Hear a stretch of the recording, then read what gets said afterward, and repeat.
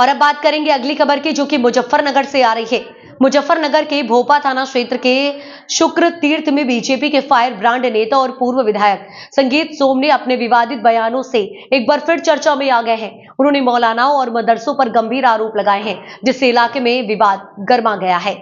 जब तक किसी की औकात नहीं है, किसी की औकात नहीं है जब तुम इकट्ठे रहोगे। और रही बात इन मौलानाओं की, अनपढ़ गवार हैं।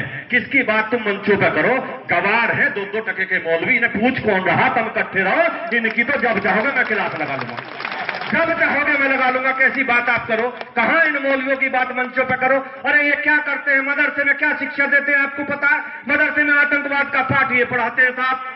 मदरसे में बच्चों को गलत काम ये सिखाते हैं साहब। बच्चों को पढ़ने की शिक्षा ये देते नहीं। हमारे गुरुकुल हैं, बच्चों को देश बनाने की शिक्षा दी जाती है, बच्चों को संस्कार दिए जाते हैं।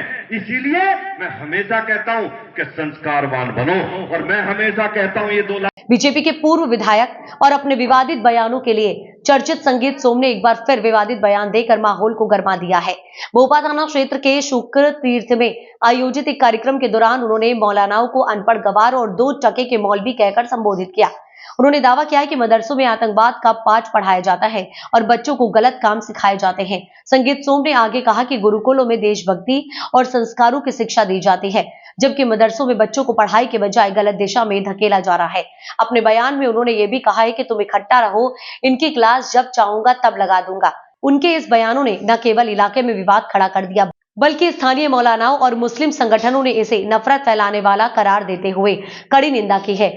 जब तक किसी की औकात नहीं है, किसी की औकात नहीं है जब तुम इकट्ठे रहोगे। और रही बात इन मौलानाओं की, अनपढ़ गवार हैं। किसकी बात तुम मंचों पे करो, गवार है, 2-2 टके के मौलवी, इन्हें पूछ कौन रहा, तुम इकट्ठे रहो। इनकी तो जब चाहोगे मैं क्लास लगा लूंगा, जब चाहोगे मैं लगा लूंगा। कैसी बात आप करो, कहां इन मौलवियों की बात मंचों पे करो। अरे ये क्या करते हैं, मदरसे में क्या शिक्षा देते हैं आपको पता है? मदरसे में आतंकवाद का पाठ ये पढ़ाते हैं साहब।